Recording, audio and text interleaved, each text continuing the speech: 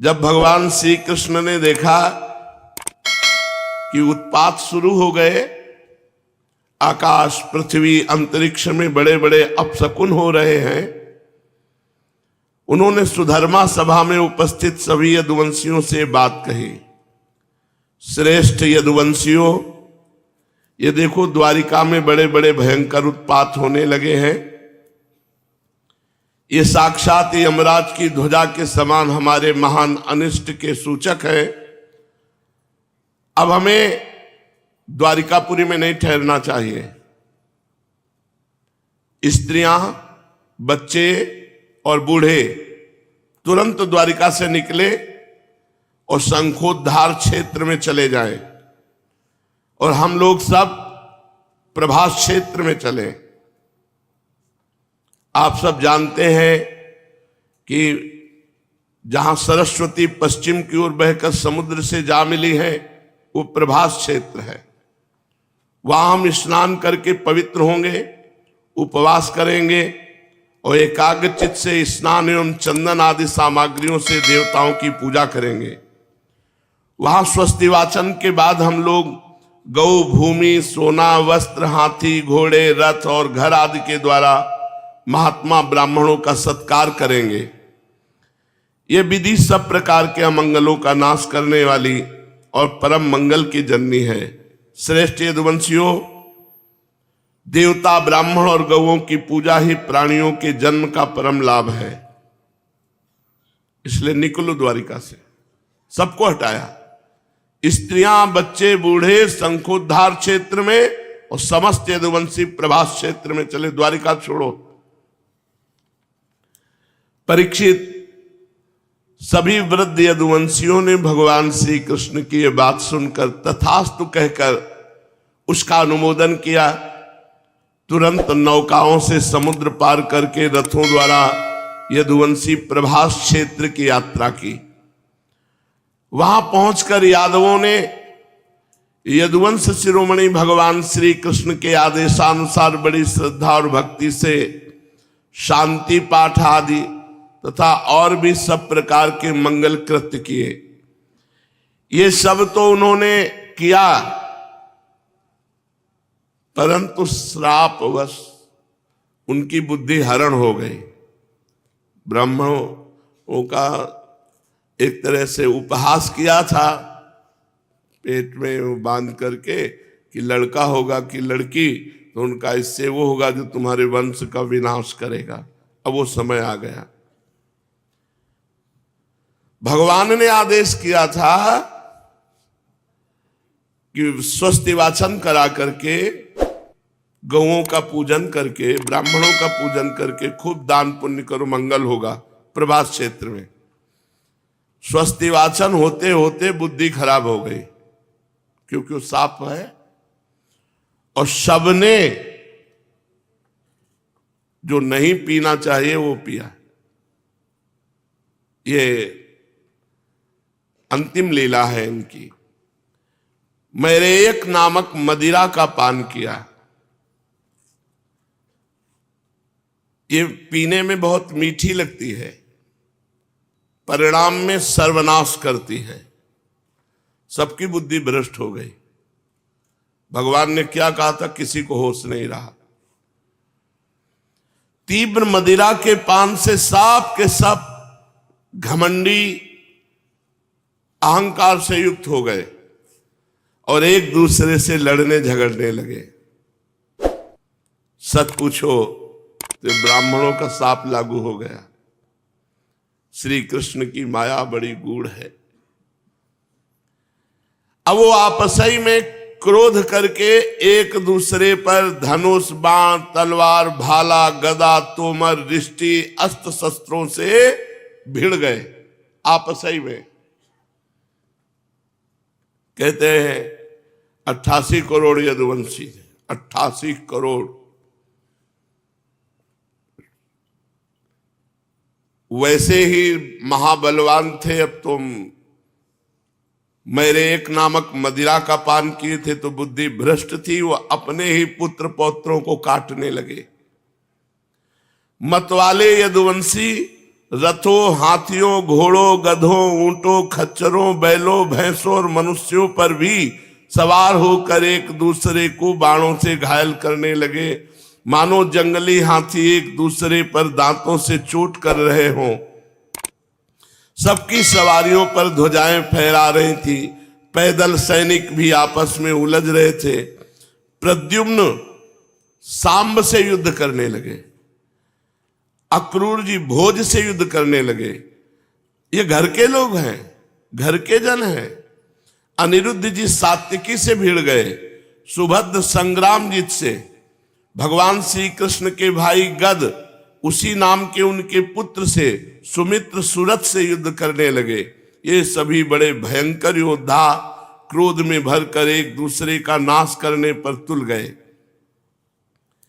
इनके अतिरिक्त निषठ, उल्मुख, सहस्त्रजीत, सत्यजीत और भानु आदि यादव भी एक दूसरे से गुथ गए। भगवान श्री कृष्ण की माया ने तो इन्हें अत्यंत मोहित कर रखा था।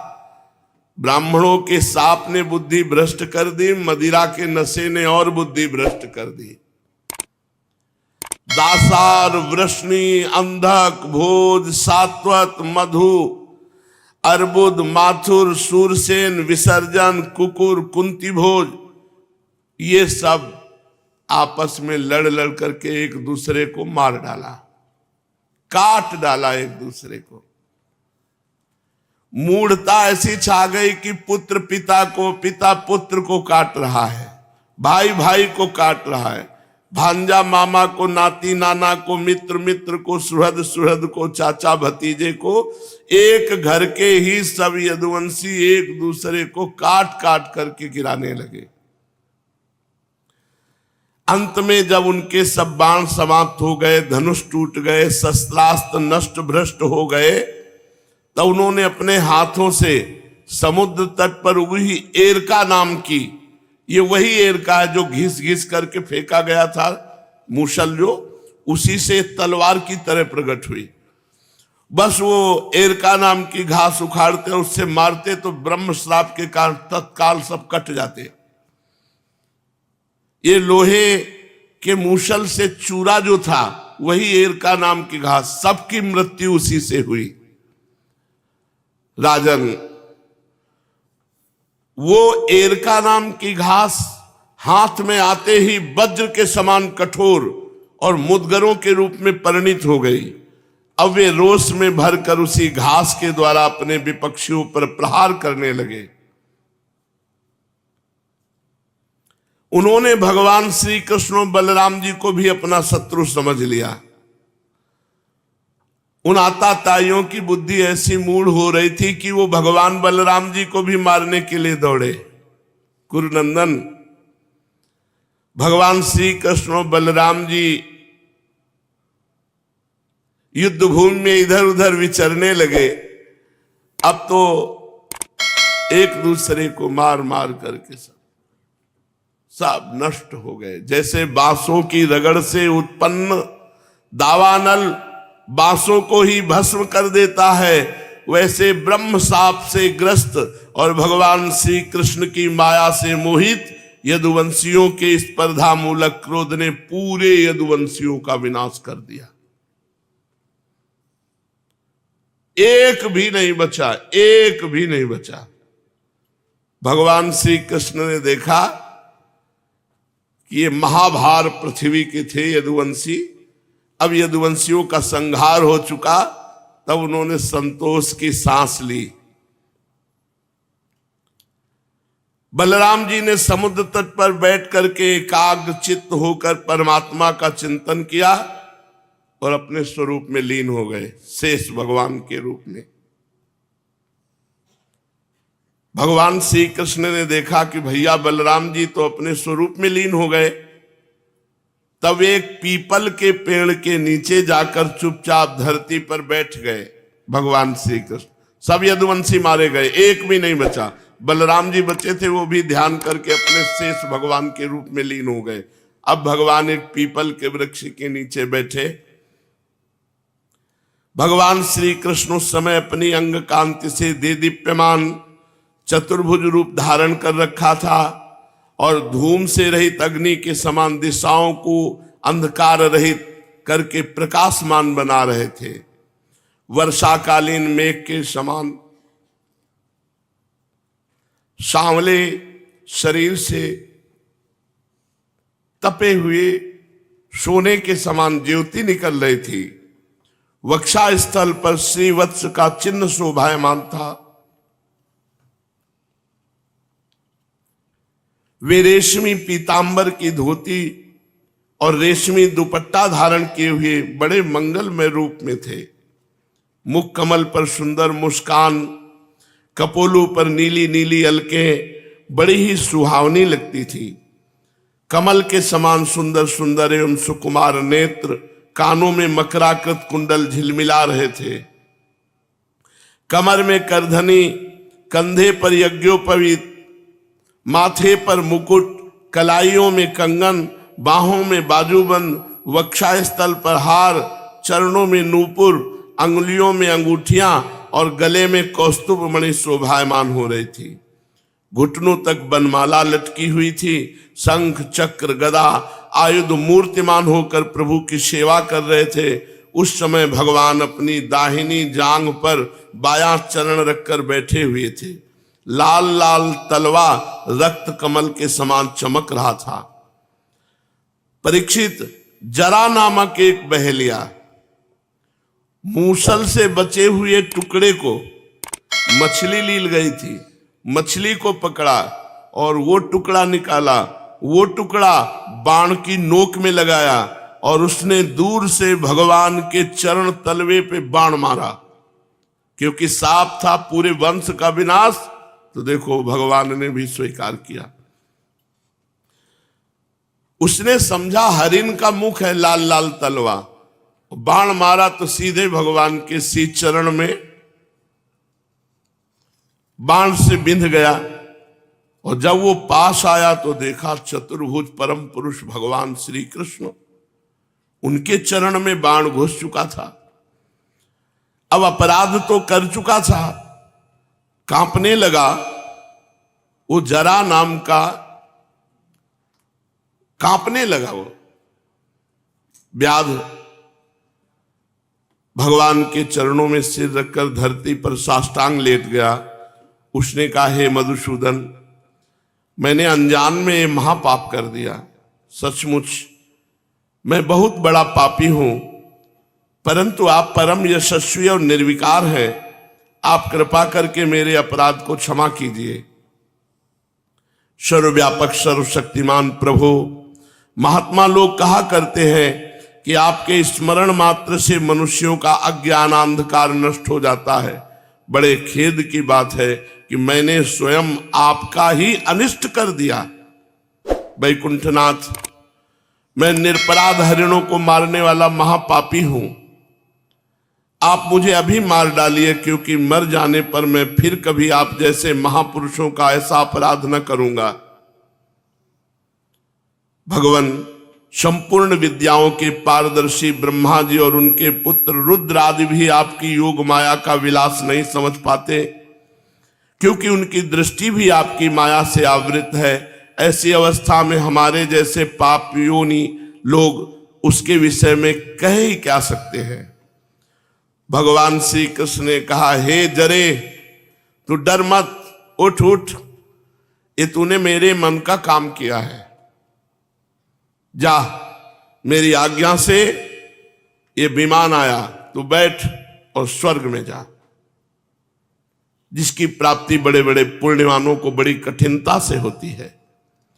अपने मारने वाले बाण जो चरणों में मारा, व्याध को भगवान ने सदैव विमान पर स्वर्ग में भेजा। श्री सुखदेव जी कहते हैं, परीक्षित, भगवान श्री कृष्ण तो अपनी इच्छा से शरीर धारण करते हैं। जब उन्होंने जरा व्याध को ये आदेश दिया, तब उसने उनकी 3 परिक्रमा की, नमस्कार किया और विमान पर सवार होकर स्वर्ग को चला गया। भगवान श्री कृष्ण का सारथी दारुक खोजता हुआ, पता लगाता हुआ भगवान के श्री अंग की गंध से वो अनुमान लगा लिया कि इधर भगवान है और भगवान के सामने आ गया।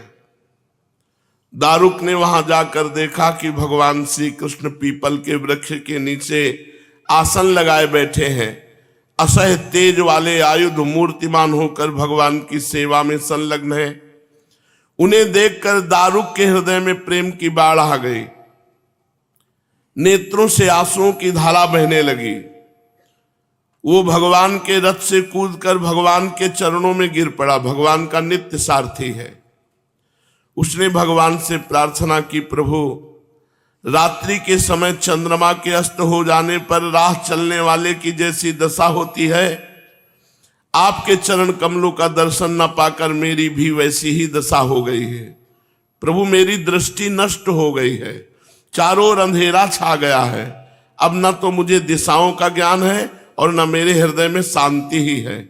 परीक्षित, अभी दारुक इस प्रकार कह ही रहा था कि भगवान का गरुण ध्वज रथ पताका और घोड़ों के सहित आकाश में उड़ गया। जो दारुक चलाते थे रथ, वो आकाश में अंतर ध्यान हो गया। उसके पीछे पीछे भगवान के जितने आयुध थे वो सब अंतर ध्यान हो गए। ये सब देखकर दारुक के आश्चर्य की सीमा न रही। तब भगवान ने कहा, दारुक अब तुम द्वारिका चले जाओ, यदुवंशियों का संहार हो गया है, भैया बलराम जी अपने स्वरूप में स्थित हो गए हैं और मैं अपने परम धाम को जा रहा हूं, ये सूचना दे दो। उनसे कहना कि अब तुम लोगों को अपने परिवार वालों के साथ द्वारिका में नहीं रहना चाहिए, क्योंकि मेरे जाते ही द्वारिकापुरी को समुद्र डुबो देगा। सब लोग अपनी अपनी धन संपत्ति, कुटुंब और मेरे माता पिता को लेकर अर्जुन के संरक्षण में इंद्रप्रस्थ चले जाओ। देखो, जब भगवान की लीला में ये संवरण लीला है, विनाश लीला है, तो हमारे जीवन में क्यों नहीं होगी? तो उस दिन की सोचो जिस दिन ये सब विनाश लीला होगी। इसलिए पहले ही भजन करके भगवान को प्राप्त हो जाओ। दारुक, तुम मेरे द्वारा उपदिष्ट भागवत धर्मों का आश्रय लो और ज्ञान निष्ठ होकर सबकी उपेक्षा कर दो। इस दृश्य को मेरी माया की रचना समझकर शांत हो जाओ। भगवान का यह आदेश पाकर दारुक ने उनकी परिक्रमा की और उनके चरण कमल अपने सिर पर रखकर बारंबार प्रणाम किया। तदनंतर वो उदास मन से द्वारिका के लिए चल पड़ा। श्री सुखदेव जी कहते हैं, परीक्षित, दारुक के चले जाने पर ब्रह्मा जी, शिव, पार्वती, इंद्र आदि लोकपाल, मरीच आदि प्रजापति, बड़े बड़े ऋषि मुनि, पितर, सिद्ध, गंधर्व, विद्याधर, नाग, चारण, यक्ष, राक्षस, किन्नर, अप्सराएं, गरुण लोक के विभिन्न पक्षी, मैत्रेय आदि ब्राह्मण, ये सब श्री कृष्ण के परम धाम प्रस्थान को देखने के लिए बड़ी उत्सुकता से वहां आए, जहां भगवान पीपल के नीचे दाहिनी जांघ पर बायां पैर रखे हुए विराजमान थे। वे सभी भगवान श्री कृष्ण के जन्म और लीलाओं का गान वर्णन कर रहे थे। उनके विमानों से सारा आकाश भर सा गया था। वे बड़ी भक्ति से भगवान पर पुष्पों की वर्षा कर रहे थे। सर्वव्यापक भगवान श्री कृष्ण ने ब्रह्मा जी और अपने विभूति स्वरूप देवताओं को देखकर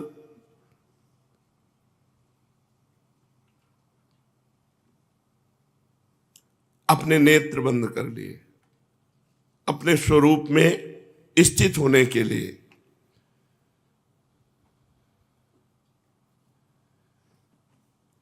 भगवान ने सशरीर जे हुए नेत्र बंद किए, सशरीर नगाड़े बजने लगे, देवताओं के पुष्पों की वर्षा होने लगी और भगवान अंतर्धान हो गए।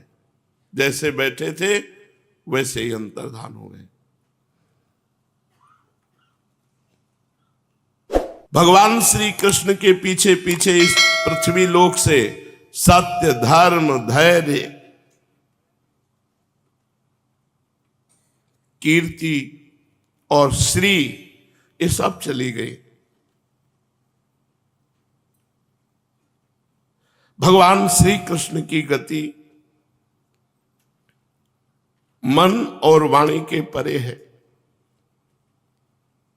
तभी तो जब भगवान अपने धाम में प्रवेश करने लगे तो कोई नहीं देख पाया, बस इतना देखा कि पीपल के नीचे बैठे, बस फिर खत्म। भगवान किधर गए, कहां गए, कैसे, कोई नहीं देख पाया। इस घटना से सबको बड़ा विस्मय हुआ। जैसे बिजली मेघमंडल को छोड़कर आकाश में प्रवेश करती है, तब बिजली की चाल को कोई देख नहीं सकता, वैसे ही बड़े बड़े देवता भी खड़े रहे, लेकिन भगवान श्री कृष्ण को परम धाम करते समय कोई देख नहीं सका किधर से गए, कैसे गए। ब्रह्मा जी और भगवान शंकर आदि देवता भगवान की परम योगमयी गति देखकर बड़े विस्मय के साथ भगवान की प्रशंसा करते अपने अपने लोक में चले गए। परीक्षित, जैसे नट अनेकों प्रकार के स्वांग बनाता है,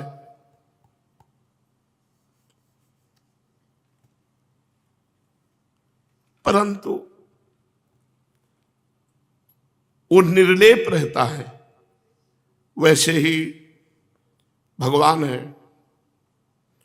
मनुष्यों के समान रूप धारण करके जन्म लेना,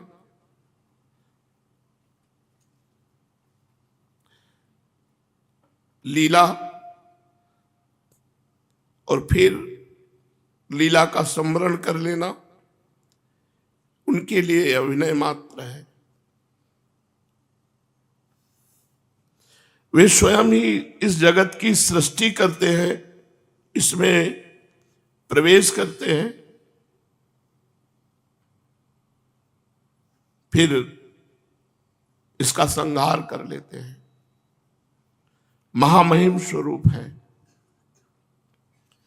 देखो ना, संदीपनी गुरु का पुत्र यमपुरी चला गया था, परंतु सशरीर उसको लौटा लाए। देखो ना, तुम्हारा ही शरीर ब्रह्मास्त्र से जल चुका था, परंतु उन्होंने तुम्हें जीवित कर दिया। वास्तव में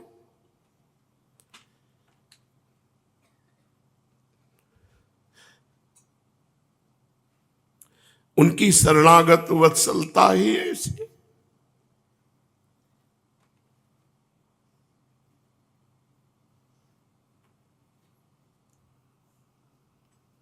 और तो क्या कहूं, महाकाल भगवान शंकर को भी युद्ध में तृप्त कर दिया और अपने प्रति अपराध करने वाले को, जो उनके चरणों पर बाण प्रहार किया, ऐसे कृपालु, उसे सदैव स्वर्ग भेज दिया। प्रिय परीक्षित, भगवान अपने शरीर को सदा के लिए यहां रख सकते थे, अवश्य रख सकते थे, पर उन्होंने ऐसा नहीं किया, क्योंकि वो निरपेक्ष है। संपूर्ण जगत की स्थिति, उत्पत्ति और संहार उनका एक खेल है। संपूर्ण शक्तियों को धारण करने वाले उन्होंने अपने शरीर को भी यहां नहीं रखा, अंतर ध्यान कर दिया। इससे उन्होंने दिखाया कि यहां से सबको जाना है, यहां किसी का भी शरीर नहीं टिकेगा। आत्मनिष्ठ पुरुषों के लिए आदर्श है कि वो अपने शरीर पर प्यार ना करें, इसका नाश होगा। जो पुरुष प्रातःकाल ब्रह्म मुहूर्त में भगवान श्री कृष्ण के परम धाम गमन की इस कथा को एकाग्रता पूर्वक सुनेगा, कीर्तन करेगा, वो भगवान के सर्वश्रेष्ठ परम पद को प्राप्त होगा। इधर दारुक भगवान श्री कृष्ण के विरह से व्याकुल होकर द्वारिका आया। वसुदेव जी और उग्रसेन के चरणों पर गिर गिर करके आंसुओं से भीगे हुए पूरा का पूरा विवरण सुनाया कि सब यदुवंशी नष्ट हो गए, बलराम जी अपने स्वरूप को प्राप्त हो गए और भगवान श्री कृष्ण अंतर्धाम हो गए। ये बात सुनते ही शोक के मारे सब मूर्छित हो गए। सब श्री कृष्ण वियोग से विह्वल होकर सिर पीटने लगे। बहुत से तो निष्प्राण होकर वहीं शरीर छोड़ दिया। जो ही सुना श्री कृष्ण अंतर ध्यान हो गए तो वहीं शरीर छोड़ दिया। बहुत जनों ने तो देवकी, रोहिणी, वसुदेव जी अपने प्यारे पुत्र श्री कृष्ण और बलराम को न देखकर शोक की पीड़ा से बेहोश हो गए। भगवत विरह से व्याकुल होकर वहीं प्राण छोड़ दिए। देवकी, रोहिणी, वसुदेव जी और बहुत से सब उसी समय प्राण छोड़ दिया कि जो भगवान नहीं रहे तो।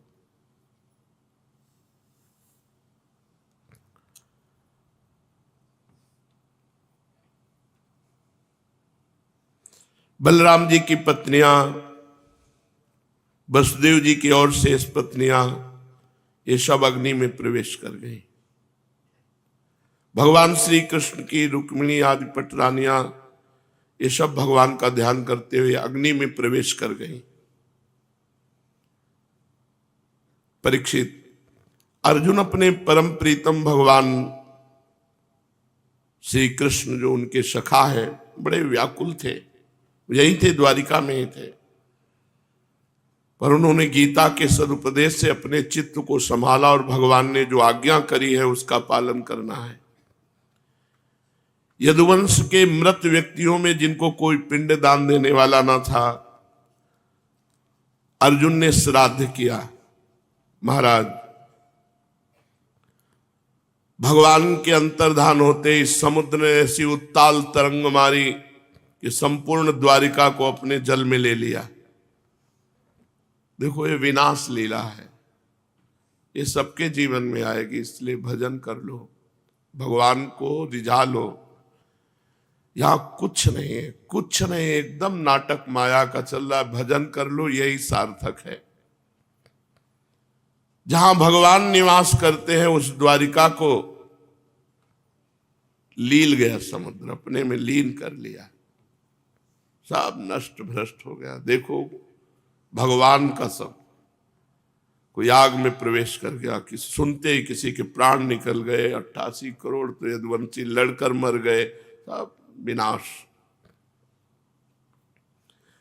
जो कुछ स्त्रियां बची थी, बच्चे बचे थे, कुछ बूढ़े बचे थे, अर्जुन उनको इंद्रप्रस्थ ले आए।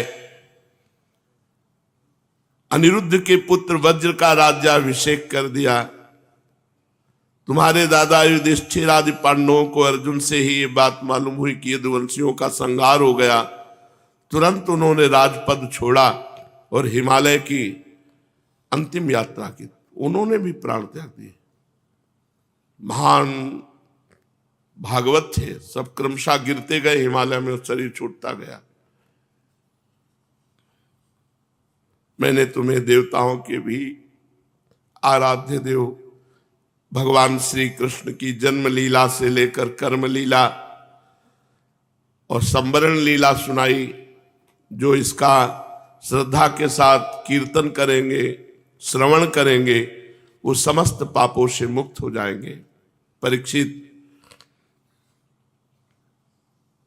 जो मनुष्य भक्त भयहारी, निखिल सौंदर्य माधुर्य निधि भगवान श्री कृष्णचंद्र जी के अवतार संबंधी रुचिर पराक्रम और श्रीमद् भागवत महापुराण में तथा दूसरे पुराणों में वर्णित परमानंदमयी बाल लीला, कैशोर लीला आदि का संकीर्तन करता है, वो परमहंस मुनींद्रों के अंतिम प्राप्तव्य श्री कृष्ण के चरणों में पराभक्ति प्राप्त करता है।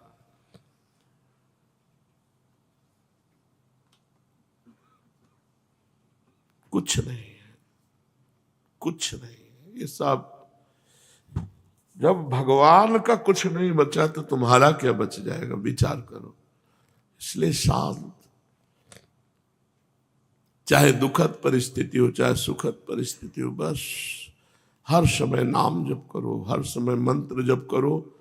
यहां से जाना है, कुछ नहीं। जब इनका कुछ नहीं बचा, द्वारिका वासी परिवार कोई नहीं, तो तुम्हारा क्या बच जाएगा। इसका नाम मृत्यु लोक है। इसलिए नाम जप करो, जितना भजन कर लो, यही जीवन की सार्थकता है।